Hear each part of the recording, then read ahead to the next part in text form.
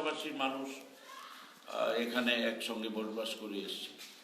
কিন্তু বর্তমান প্রেক্ষাপটে এই কাঞ্চনপুর শহর সারা রাজ্যে, বিশেষ করে সর্বভারতীয় স্তরে জনবিরোধী যে আইন সিটিজেনশিপ অ্যামেন্ডমেন্ট বিলকে পরবর্তী সময়ে সিটিজেনশিপ অ্যামেন্ডমেন্ট অ্যাক্ট করে যেভাবে সংখ্যাধিক্যের জুড়ে কেন্দ্রীয় সরকার, ভারতীয় জনতা পার্টির সরকার এটাকে আইনে পরিণত করেছে, যার প্রভাব পুরো নর্থ ইস্ট সহ সারা দেশে পড়েছে, যাকে সামনে রেখে একটা বড় স্বার্থান্বেষী মহল, যারা নিজেদের রাজনৈতিক ফায়দা লুটার জন্য এবং ব্যক্তিগত স্বার্থ চরিতার্থ করার জন্য কতগুলো একটা মানুষের মধ্যে বিভাজন সৃষ্টি করে একটা রাজনীতি করার চেষ্টা করছে। এই আন্দোলনের সময় নিরীহ কিছু যারা সাধারণ এখানে দীর্ঘদিন কাঞ্চনপুরে বসবাস করে এসছে, বিশেষ করে আনন্দবাজার এলাকায়, তাদের পর যে নির্মম আক্রমণ, মহিলাদেরকেও ছেড়ে কথা বলা হয়নি, মহিলাদেরকেও মারধর করা হয়েছে, শতাধিক দোকানপাট লুট করা হয়েছে, বাড়ি ঘর ভেঙে গুড়িয়ে দেওয়া হয়েছে। এখনো 93খানা পরিবার আনন্দবাজার পুলিশ স্টেশনে আশ্রয়ে আছে, শরণার্থী হয়ে আছে। নিজেদের জায়গা, নিজেদের জুট প্রপার্টি দীর্ঘ দশকের পর দশক এখানে থাকার পরও এখনো নিজের জায়গায় নিজেকে শরণার্থী হতে হয়েছে। এটা একটা দুর্ভাগ্য। যদিও মাননীয় মুখ্যমন্ত্রী এসেছিলেন, এসে উনি অনেক প্রতিশ্রুতি রেখেছিলেন তাদের জন্য। আজকে 53 দিন হয়ে গেল, সেই প্রতিশ্রুতিগুলোর কোনো কিছু পূরণ করা হয়নি। আমি যে অবস্থায় দেখলাম যে আর্থিক দৈন্যতার মধ্যে ওরা আছে, সেখানে কোনো স্বাস্থ্য পরিষেবার ক্ষেত্রে কোনো কাউকে আমি দেখতে পেলাম না। স্বাস্থ্য পরিষেবা শূন্যের কোঠায়, অসুস্থ অনেকেই আছেন। সেখানে ন্যূনতম যে সরকার এই শরণার্থী শিবিরে যে ন্যূনতম তাদের দৈনন্দিন খাওয়ার ব্যবস্থা, শিশুদের জন্য তো কোনো ব্যবস্থাই নেওয়া হয়নি। তাদের এখানে 317 জন মানুষ থাকে, তাদেরকে 2000 টাকা একদিনে খাওয়ার জন্য দেওয়া হয়েছে। 10টা পরিবার খেতে পারবে না, সেখানে 93টা পরিবার কি করে খাবে? প্রশাসন উদাসীন। মুখ্যমন্ত্রী এসে বলে গেলেন যে ওদের জন্য কিছু করা হবে, ওদের জন্য প্যাকেজ দেওয়া হবে, ওদের ভবিষ্যতের কথা চিন্তা করে ওদের সেফটি, সিকিউরিটি, ওদের আর্থিক সমস্ত দিক দেখে ব্যবস্থা নেবেন। কিন্তু কোনো ব্যবস্থা নিতে আমরা এখন পর্যন্ত দেখিনি। খুব অসহায়ের মতো এই পরিবারগুলো আনন্দবাজার পুলিশ স্টেশনের মধ্যে আছে। অবিলম্বে রাজ্য সরকারের প্রতি, মাননীয় মুখ্যমন্ত্রীর প্রতি আমাদের আবেদন, এই অসহায় মানুষগুলোকে যেভাবে রিয়াং শরণার্থীদের প্যাকেজ দেওয়া হয়েছে, সেইভাবেই যেন এই পরিবারগুলোকে অবিলম্বে প্যাকেজ দিয়ে এবং সেখানে যাতে ওরা নিরাপদে থাকতে পারে, ব্যবসা বাণিজ্য করতে পারে, পরিবার পরিজনদের নিয়ে থাকতে পারে, এটা আমরা দাবি জানাচ্ছি। কেন্দ্রীয় সরকার রিয়াং শরণার্থীদের এটা দীর্ঘ দিনের সমস্যা, কেন্দ্রীয় সরকার এটা সম্পূর্ণ ব্যর্থ হয়েছে।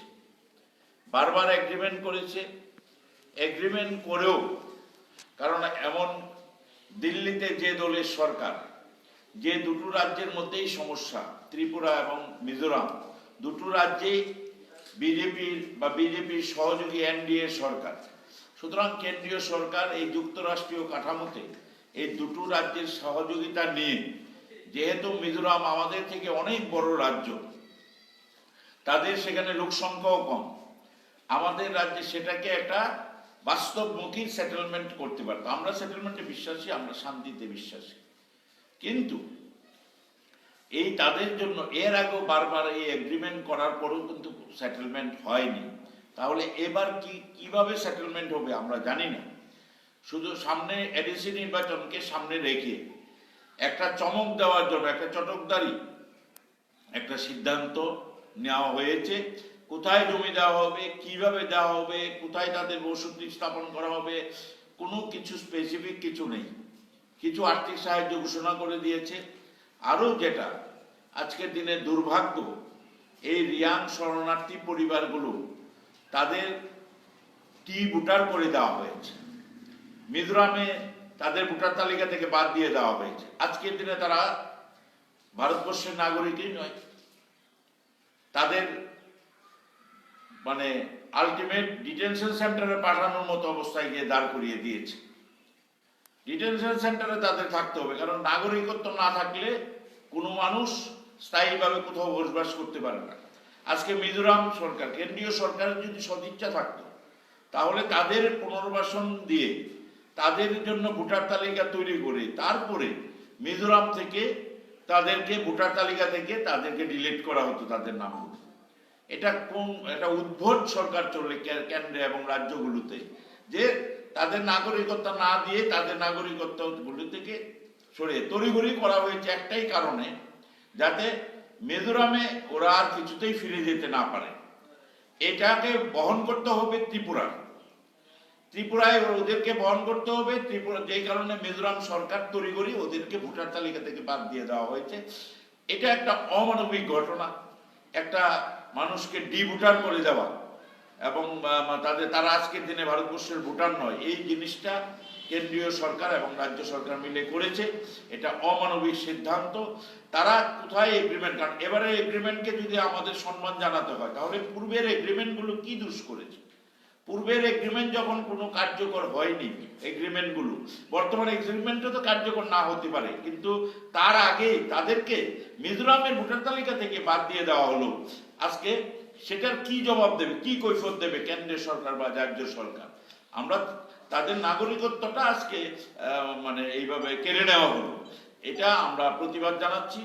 এবং এডিসি এরিয়ার মধ্যে যত বিপিএল পরিবার আছে, সেটা জনজাতি হোক, জাতি হোক, সাধারণ সম্প্রদায়ের হোক, সমস্ত বিপিএল পরিবারকে যে প্যাকেজটা দেওয়া হয়েছিল, অর্থনৈতিক প্যাকেজটা আপনারা জানেন, ত্রিপুরার গ্রামীণ অর্থনীতি সম্পূর্ণ ভেঙে পড়েছে।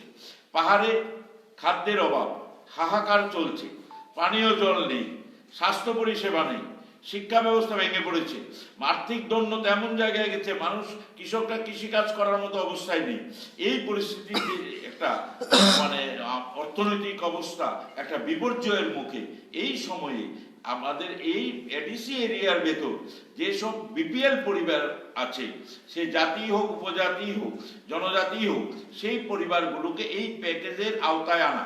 4 লক্ষ টাকা করে ফিক্সড, 1.5 লক্ষ টাকা ঘরের জন্য, 5,000 টাকা করে মাসে, এবং 2 বছর রেশন ফ্রি।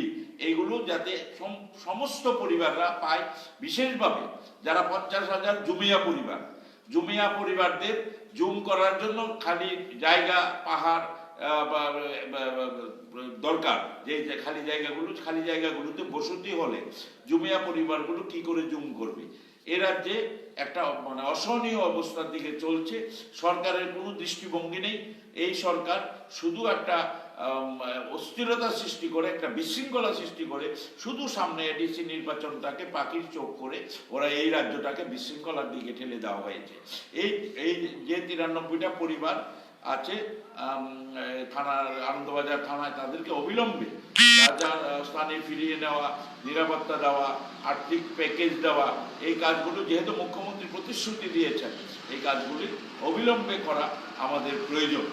এখানে এই পরিবেশ সৃষ্টির মূলে দীর্ঘদিন যে শান্তি ছিল এই কাঞ্চনপুরে ফায়ারিং রেঞ্জের আন্দোলনের নামে এখানে এসে এই রাজ্যে বিভিন্ন দলের বিভিন্ন নেতৃত্বরা এই ফায়ারিং রেঞ্জের আন্দোলনের নামে এসে এই কুইলা জাতি কুলা পার্টির নামে এই অশান্তির বীজ বপন করেছে।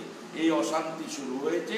এই অশান্তির জন্য যারা কুইলা জাতি উলা পার্টি স্লোগান দেয় তারাই দায়ী, তারাই মানুষকে ভাগ করে রাজনীতি করতে চায়।